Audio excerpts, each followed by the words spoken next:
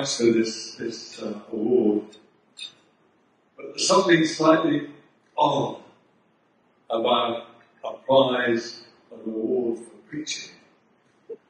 It's a sort of oxymoron, really, which doesn't mean a moron from Oxford. Because a preacher is somebody who should get out of the way.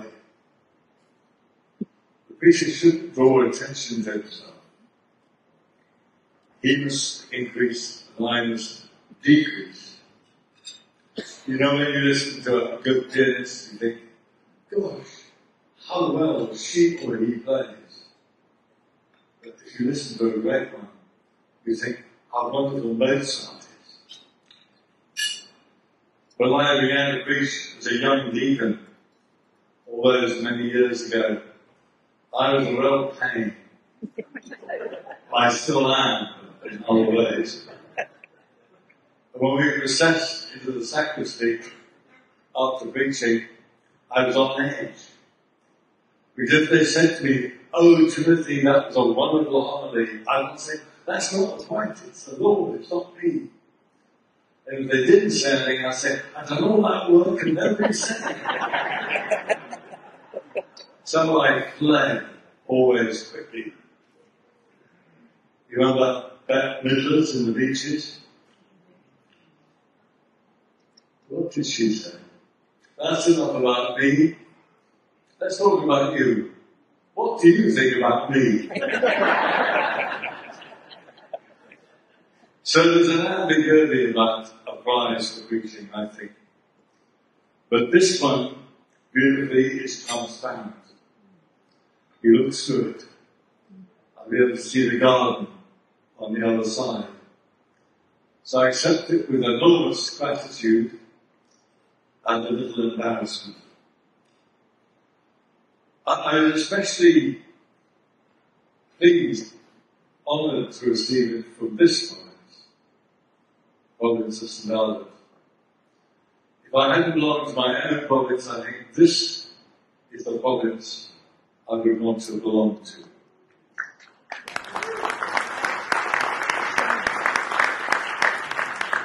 I've known really the Radcliffe here all of my Dominican life. Beginning with Dom, so many years ago before I was ordained. You remember we went and visited the Vicky Arms together? Oh.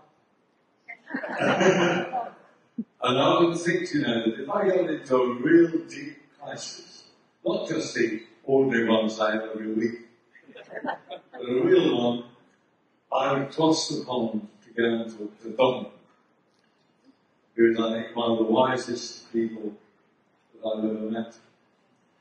Well, I think of Richard Woods, our dear friend Richard Woods, a friend for 50 years. It was Richard who first invited me to come and speak in the States, here, in Loyola, 1976. It was a disaster. The sound system didn't work. Nobody heard a word I had said. Actually, that was probably just as well. I think of Jimmy, dear Jimmy, who tried to do me in, to murder me at the general chapter in Vietnam. I still have the scars. I think of my sisters, Donna, Pat, Barbara. I better stop there because otherwise I'll miss somebody out. Jimmy and Louis asked me to talk about the Synod on Synodality.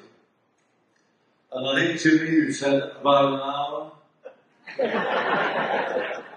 Okay, half an hour.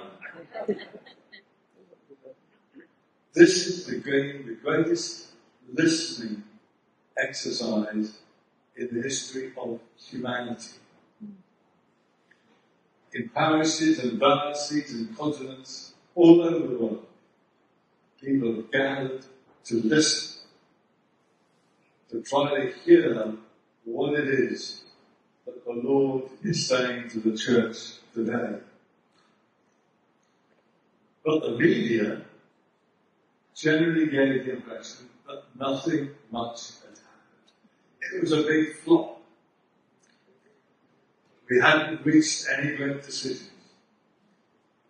And I was very irritated. I thought, don't they understand what this is about? It's not a parliamentary assembly gathered to take decisions. But then I had to admit that I was a bit disappointed myself too. The key question is, what was supposed to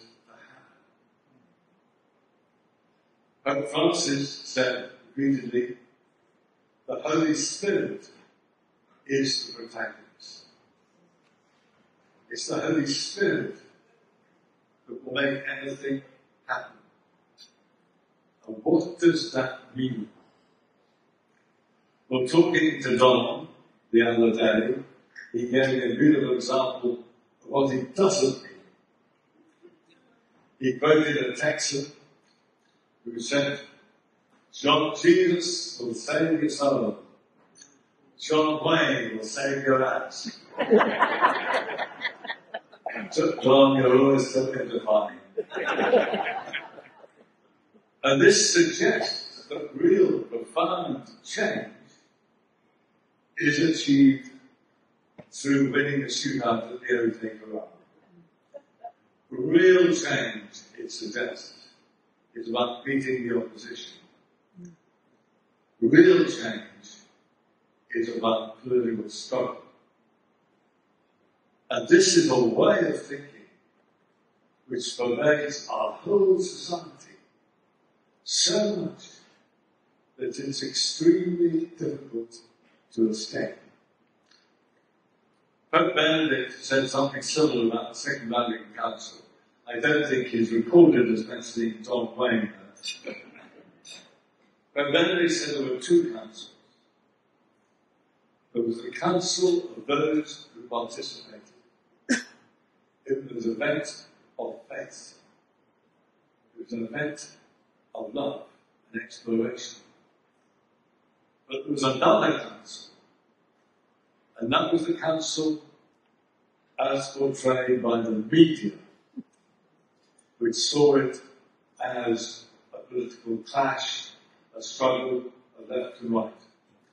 Two different understandings of what sort of event it was. And this is what happened with the Synod too. Now all of us are both people born in the Spirit, we're also people of this time and age, we're also immersed in the media. So I guess we all wobble between one way of understanding it and another. I certainly do. So I keep having to remind myself that the real change, the radical change that is happening comes through the Spirit. A victory in a power struggle would just be rearranging the deck chairs on the ecclesiastical Titanic. There are real changes in our church for which I long and for which I pray. But I think these may come about through the transformation of who we are together. What you do springs most deeply from who you are. Now, one form this took during the Synod was friendship. Jesus came to us as the one who said, I call you friends. He made improbable, impossible friendships with people that crossed boundaries, that demolished barriers, that set us free. Friendships that we're sharing in the divine friendship, the friendship which is the life of God, our triune God. I lead 3 previous synods, and they had what I call an ecclesiology of hats. At the centre you had a white hat, And then you had a couple of circles of red hats. And then there were the purple hats. And then there were the unhatted, like myself. But this synod looked much more like this room, where you had tables of people as the islands knows, seated together, cardinals and bishops and laymen and women from Latin America and Asia and Africa, religious, learning to see each other as friends. The youngest was a 19-year-old kid from Wyoming. They engaged in what we call conversations of the Spirit, where you had to listen with all your attention to what the other person was saying in 2 rounds before then you could move to an open debate. An archbishop, a wonderful man, who had been very senior in the Curia, said to me, look at them. Look at all those Roman curial cardinals sitting there and having to listen in respect and in silence. They're never going to be the same again. I was an advisor, and so I sat on the edge. I didn't take part in these conversations. But I could see people smiling at each other. I could hear the laughter. I think smiling, learning to smile at each other, is actually a crucial part of our formation as Christians. I hope that in the bishop, they're learning to smile. It was said of St. Martin de Porres that his smiles were famous. His biographer wrote, his smile gave courage to the timid, comfort to sufferers, confidence to those who faltered, hope to the oppressed. Most important of all, it aroused distaste for evil and love of good. So maybe some nervous clerics looked around, and at the beginning they saw representatives of the female species. As the days went on, they saw Miriam, Laura, Maria, Flores, fellow disciples, sisters. All very lovely, I hear you say as you reach for a drink. But did it make any real difference? Yes. I could talk about this for hours, but I'm going to try and keep within the allotted time. One of the things that friendship does is it is corrosive of clericalism, which is what Pope Francis detests above all. The final document of this stage said, clericalism is a misunderstanding of the divine call, conceived as more as a privilege than a service, which is manifested as a refusal to be held accountable. I entirely understand and share the Holy Father's reservation about clericalism. When I became a Dominican, it was because I wished to be one of the brothers. I only accepted ordination as a priest because these same brothers asked me to. My parents' parish priest commanded me, not that he had any right to leave those heretical Dominicans. When I was ordained, he rushed into the sacristy, threw himself on the ground, and tried to kiss my hands and my feet. I fled in horror. I only came down because there was a German Dominican who wanted to talk to me about Heidegger, which is even worse. It was the sacrament of reconciliation that taught me to love the priesthood. Because it was there you found yourself in no way superior, side by side with a poor sinner just like yourself, you'd probably done what he or she had done, and you were there for them and with them. I have to confess that the setting didn't make liberation from clericalism easy. We celebrated Mass in the glorious triumphalism of St. Peter's, and I was only cheered up by the sight of St. Dominic at the side with his dog, and the dog did not wear a dog collar. The Swiss guards saluted the bishops and the more beautiful members of the assembly. I didn't come under either category.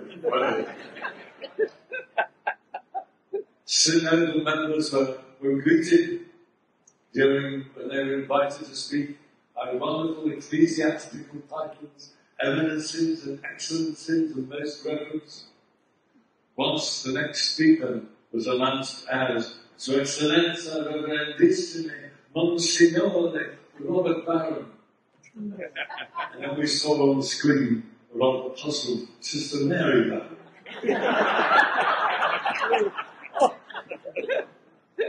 But for true liberation from clericalism, so that we meet as brothers and sisters, you need a good, positive theology of the priesthood. We know that priests and bishops were among those most resistant to the Synod. And that's because they often felt it as a threat to identity. And you can really only invite people to be liberated from perhaps a false identity if you cherish a good, true vision of what it means to be a priest. A theology of the priesthood and the episcopacy which is rooted in the centre of the people. Visiting a gathering of tribal people in the north of Pakistan, I saw one of my American brethren seated in the midst, on the ground with them, wearing their clothes, and no doubt, as Pope Francis said, smelling of his flock. And I thought, that's what priesthood looks like. Ordained, ordered to his people.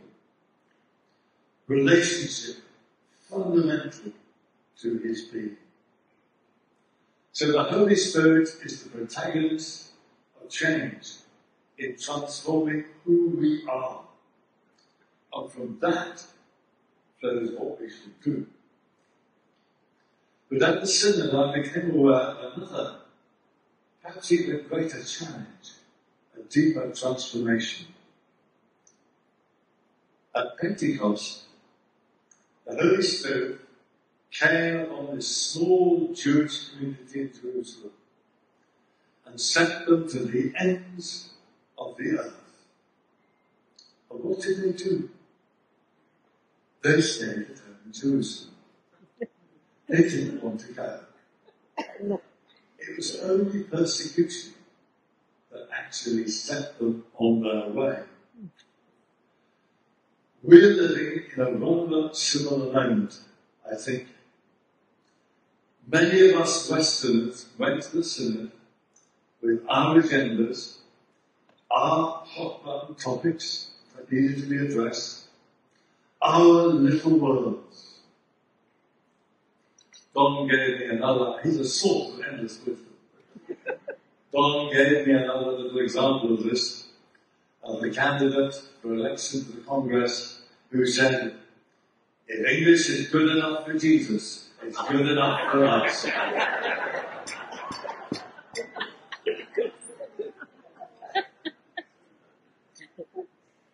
Above my office in Santa Teresa in Rome, there was a nest of kestrels.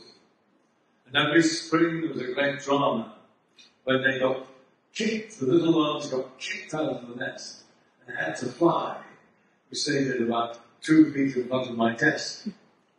That's what the Holy Spirit does. It boots us out of our comfort zone, out of our small worlds, I must be brief. When the Berlin Wall fell in 1989, we thought we'd entered a new world, a single world. Francis Fukuyama wrote, "The end of history, the last man." It looked as if we were all on the way to Western parliamentary democracy. All these great conflicts were over. Every nation would evolve to become like us. And if they weren't so, they were a bit behindhand. They'd catch up in the end. When your country and mine invaded Iraq, it was in the faulty and mistaken belief that if we toppled Saddam Hussein, they'd all want to become like us. But we were wrong. We're now entering a new multipolar world. We saw all sorts of places of authority and power. It's true, the United States remains the dominant power in the world, but it's no longer the focus of aspiration for most people. People look at us in the West as if we're a fading ideology. And we could see this in reaction to the Russian invasion of Ukraine. During the first Iraqi war, I remember we had a fast for peace in Union Square. And we gave out bumper stickers saying, "We have family in Iraq." Not just brothers and sisters of the order. Have we begun to realize that we have got a tiny glimpse of what it might mean really to be brothers and sisters of people in the Congo, in Myanmar, in South Sudan, to be one holy Catholic Church means that these people are flesh of our flesh, and blood of our blood. And if we really take that on board, that is an enormous challenge. In my country, in England, we went through that at the Reformation, when those who remained Catholic realized we couldn't actually identify with a national church. And that brought us poverty and persecution and death. If we really accept the challenge of the Synod to move beyond small local identities to become truly Catholic, whatever it takes. That doesn't mean that the issues that we face, that we care about so much, are not important. They are. But we must face them together with our sisters and brothers of other countries, of other cultures, of other times, across time and space. For example, we debated the whole question of the ordination of women to the diaconate. Something which personally I very strongly hope we will arrive at. We have to listen to different cultures and their understandings of gender difference if we are to do this well as a whole church. One critic of Pope Francis and his views on gender dismissed what he said as misogynist driven. I was angry.